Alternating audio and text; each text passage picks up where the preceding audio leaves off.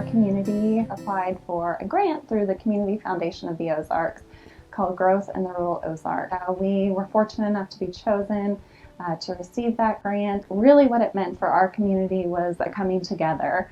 So it sort of gave the excuse for everyone to get in one room and talk about what is good about our community and what are some things we can work on together to improve.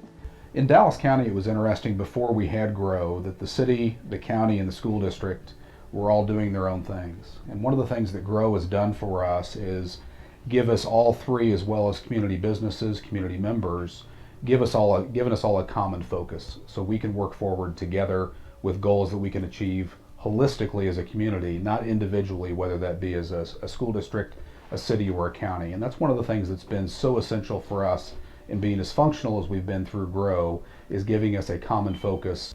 The first major project that we identified through GRO was building a new career and technical center for the Dallas County R1 school district. Even though the project itself is district specific, the function of the project actually helps out the entire community. One of the things we recognize in Dallas County is the need for skilled labor and skilled trades. It is the backbone of this blue collar community, and it's one of the things that we know we need to have to be able to be successful and to be able to bring businesses in. Because one of the things we know the businesses look for is how many trained possible employees do you have in your area. Through GRO, we were able to establish a slogan, a motto for the community, which is Believe in Buffalo. If you drive through Buffalo, you'll see signs at businesses, you'll see billboards south of town that state Believe in Buffalo, because one of the things we needed to do was believe in ourselves and all be on the same page. And as we did that, we could then start promoting our ballot issue, which passed last April by 59%. And one of the pieces that made it so successful was everybody having the exact same message everywhere they went, to the extreme that the mayor at a city council meeting actually showed my information on our ballot issue and why we needed it, what it would cost, and the city itself was in support of our own ballot issue. I do not think without the support of the city, the county, and the community through GRO, we would have been able to pass that ballot issue, and our students wouldn't be able to have skilled training in the future. The reason I say that is our building was not going to be able to sustain us 10 years down the road, 15 years down the road, because the facility itself was just dilapidated and is just too old. We'll break ground on our new building on our high school campus this next spring, so hopefully in April of 2020. By August of 2021, we hope to open that new building attached to the west side of our high school. And the lasting effect that building will have isn't the next 12 to 24 months, it's the next 15 to 20 to 30 years. As we have a state-of-the-art facility and we're able to train more of our students and adults in skilled trades, I think what you'll see is Buffalo and Dallas County have an increase in the amount of jobs that are available here, as well as the amount of businesses that are here. I see this initiative making a long-term impact in our community because it has shown why it is important to have a strategic plan for a community to know where they have been, but also more importantly where we want to go.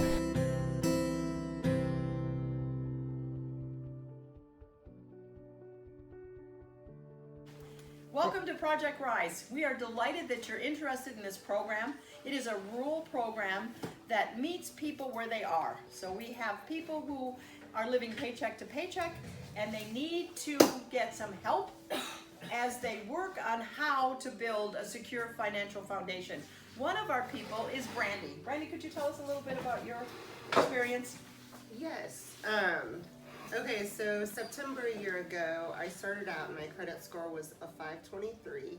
And over the past year, I've paid off a significant amount of outstanding debt and also have managed to get a loan, and which brings my credit score up to a 633 now.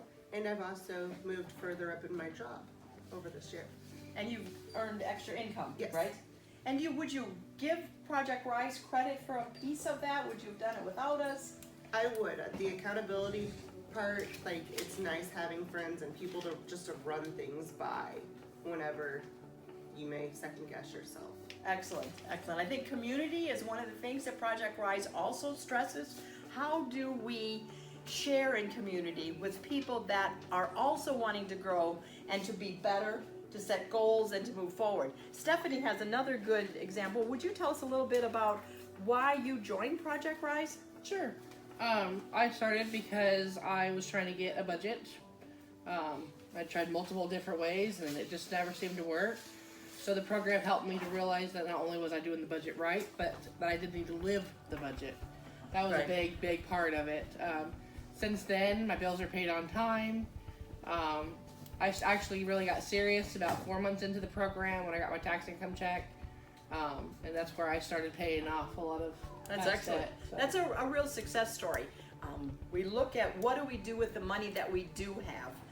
And one of the people in the early class said to me, well, you mean budget's not a bad thing, right? I said, right, budget's not a bad thing. It's you telling your money where you want it to go. We have a new class that started. This class that we talked to here started a year ago, hitting year mark, and now we have a second class starting. So, Heather, if you wouldn't mind to tell us a little bit about why you started with the program. Sure.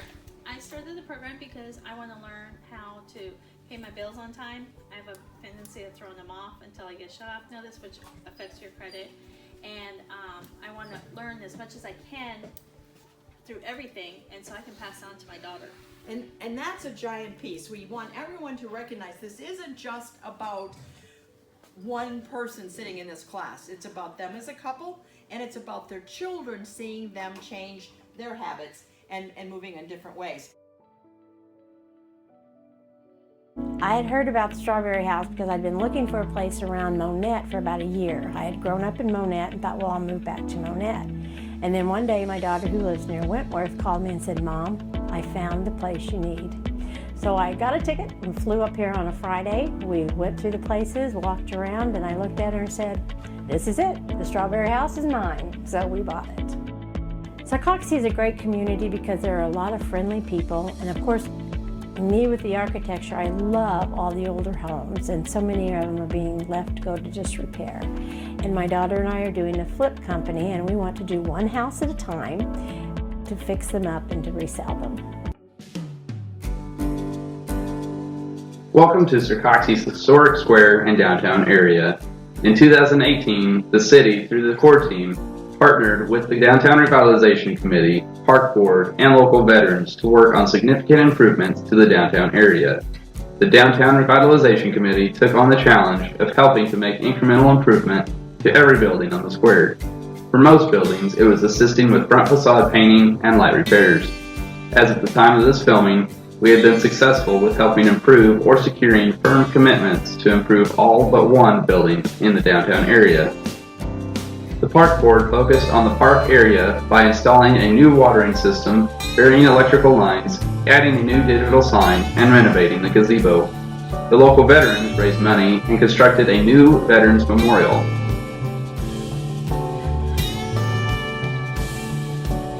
We expect to complete the front facade renovations by the end of the year and have additional improvements scheduled for completion in the first quarter of 2020. Welcome to Sarcoxie, Missouri, working to be the best hometown.